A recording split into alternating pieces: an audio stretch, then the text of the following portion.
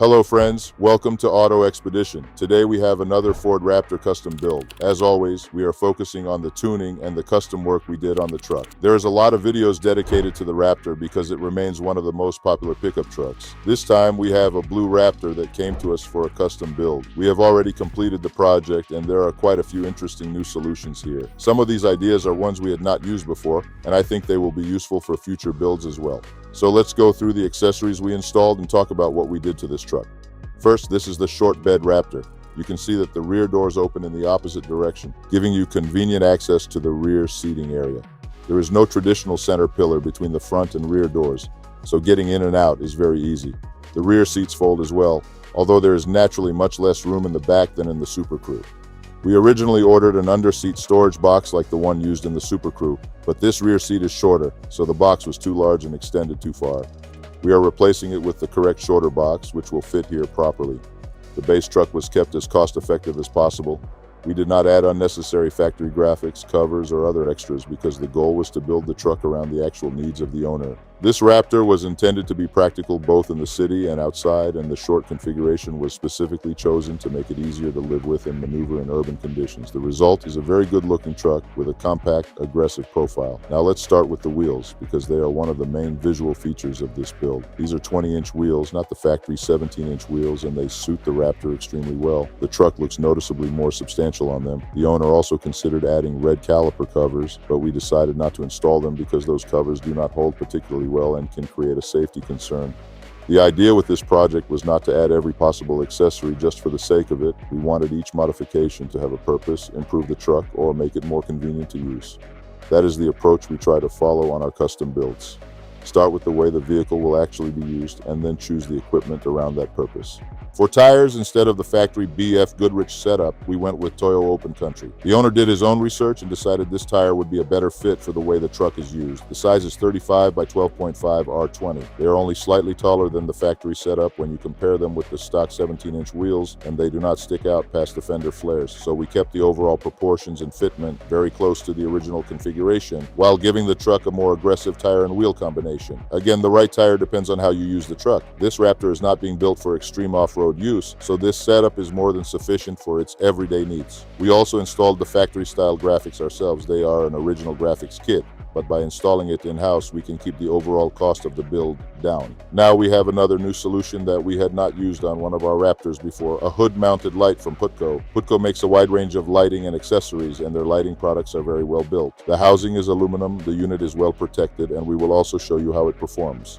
The biggest advantage is that it does not look like an aftermarket light stuck onto the truck. It blends in very well and almost looks factory installed. It also does not significantly block the front camera, which is important on a modern Raptor. Since this truck is not intended for extreme off-road driving, this light provides plenty of illumination for everyday use. Putco also offers a cover for the light. It installs quickly and easily, and when the light is covered, the setup becomes much less noticeable. As for performance, this light puts out around 15,000 lumens at roughly 105 watts. For comparison, some of the larger light bars we use can produce more than 30,000 lumens. So this isn't our most powerful lighting setup, but that's not what we were going for here. We wanted something clean and compact that adds useful light without taking away from the Raptor's factory look. We also added additional lighting in the rear. These units work as running lights and glow orange in normal operation, matching the truck's factory marker lights. When you switch on the auxiliary lighting, they provide additional illumination.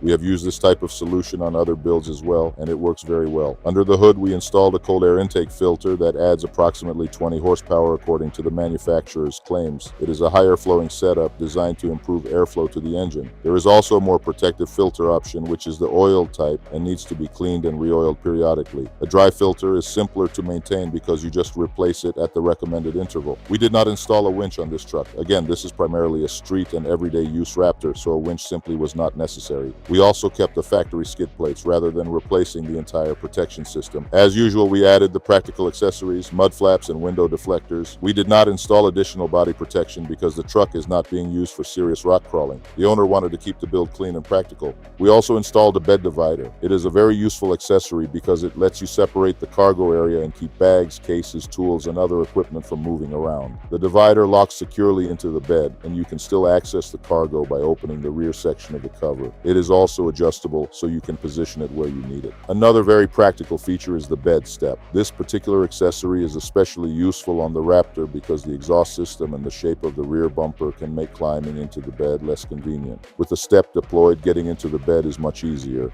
It folds away neatly when you are not using it, so everything remains clean and functional. We also installed our now very popular hard tonneau cover from X-Trim. It is a 3-section folding cover that can be opened from either side. You can lift it from the front or rear section and fold it up when you need access to the cargo area. The cover also has a locking mechanism that can be operated from outside the truck. You take the key, use the metal key section, and lock or unlock the mechanism. When it is locked, the bed is secured and the cover cannot simply be opened. You can also see the sealing system here. There is a foam seal that creates a tight fit, and the same type of seal is used on the opposite side.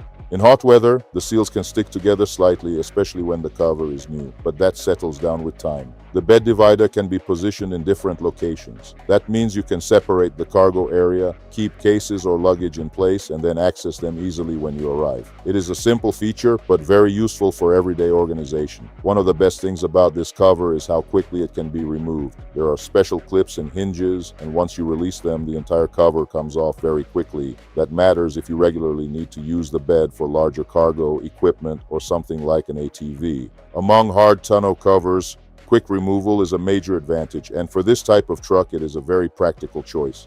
Ford has also added a small lever that makes it easier to release the rear seat mechanism and fold the larger rear seat section. This feature was not available on some earlier versions, so it is a nice improvement. The lever is fairly small and not the most convenient to operate, so we are leaving the decision to the owner on whether to keep this accessory. And finally, let's look at the front. You can see that the hood-mounted light sits above the front bumper area and does not interfere with the bumper or the camera view. The mounting position is clean, and the light does not cover the front camera in any meaningful way. So my friends, thank you for your attention. Today we showed you another AutoExpedition custom build, this time a Ford Raptor with a number of new accessories and solutions. We went through the major upgrades and showed you how they work. I hope you enjoyed the build. If you have any questions about overland, off-road, or custom build services for your Raptor or another pickup or SUV, contact our team. All of our information is in the description below. We can help you plan and build the right setup for your needs, whether you want a clean street-oriented build or a more serious off-road configuration. And don't forget to subscribe to AutoExpedition for more custom truck builds, overland projects, off-road upgrades, and detailed reviews. Thank you for watching, and we'll see you in the next video.